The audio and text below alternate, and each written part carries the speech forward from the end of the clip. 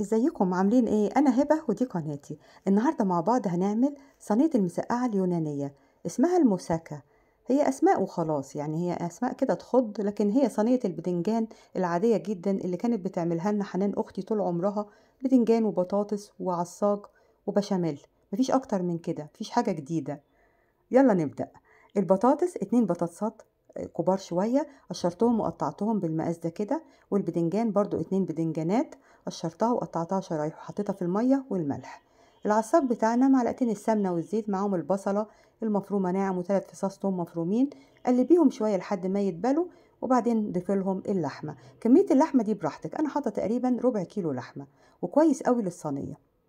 الجريل هيسخن معانا وندهنه سمنة أو زيت، وحطي البدنجان. الطريقة دي حلوة قوي في تسوية البدنجان، مش بياخد وقت معانا خالص، في نفس الوقت بيطلع خفيف، مش شارب سمنة ولا زيت كتير، ما بياخدش وقت اهو. طلعي وادهني بقى الجريل بين كل مرة والتانية سمنة أو زيت. اللحمة لونها بقى اتغير كده، تبلي ملح فلفل اسود توابل لحمة، كل حاجة نص معلقة صغيرة. بعد كده اديتها بقى كوباية مية وسبتها تستوي. كملنا بقى البدنجان، ادهني كده بالفرشة بين كل مرة والتانية وطلعي. اللحمة بعد ما شربت المية بتاعتها حطيت لها كوباية عصير طماطم وسبتها تتسبك. اخر اضافة للحمة معلقتين كبار بقدونس متقطع صغير قوي. بعد ما تتسبك حطي البقدونس. خلصنا كده البدنجان، هنبدأ بقى نعمل البشاميل. معلقتين سمنة ومعلقتين زيت، هتضيفي لهم 4 معالق دقيق. دايما السمنة قد الدقيق، احنا حطينا 4 سمنة وزيت و4 دقيق. وقلبي بقى والنار تكون أقل من المتوسطة. ضيفي اللبن واللبن يكون بارد، ما يبقاش سخن.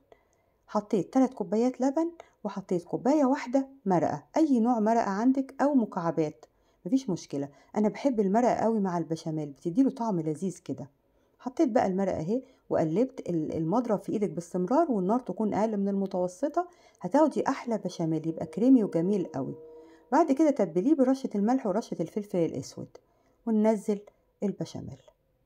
بالنسبة بقى للحمة، اتسبكت خلاص اهي بالصلصة. هنحط لها العصاج البقدونس وننزلها. حطيتها بقى في الصينية من تحت كده طبقة عصاج، وبعدين حطيت البطاطس دي طبعا قليناها عادي كده في الزيت. لو تحبي تعمليها في الفرن هتبقى كويسة برضه. وبعدين حطيت كبشة بشاميل كده وشوية جبنة، ده اختياري الجبنة.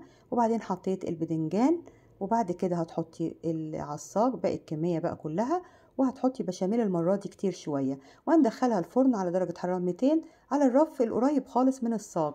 أخدت حوالي تلت ساعة أو 25 دقيقة، طلعت كده. حطيت لها بقى الجبنة، وبعدين دخلتها الفرن عادي من تحت برضو لحد الجبنة ما تسيح. وبعدين تفتحي الشواية 5 دقايق، تطلع بالجمال ده، شكلها تحفة. طبعا أي حاجة معمولة بالبشاميل لما تقطعيها وهي سخنة الشكل بتاعها مش هيبقى منتظم، بس الطعم بيبقى تحفة. أنا عن نفسي بحب البشاميلات وهي سخنة نار طالعة من الفرن. لكن بقى لو عايزة الشكل بقى منتظم والخرطة طالعة معاكي بقى كده واضحة، والطبقات باينة كده، يبقى هتسيبيها كده 10 دقايق أو ربع ساعة تتماسك وتبرد خالص. هتطلع لك بقى بالشكل ده، كل طبقة باينة كده. بس انا زي ما بقولك عن نفسي، لا انا احبها مش منتظمة الخرطة خالص، بس الطعم بيبقى في حتة تانية. ولو عجبتك المساكة النهاردة، اعملي لايك وشير واشتراك في القناة بتاعتي، وبألف هنا، وباي باي.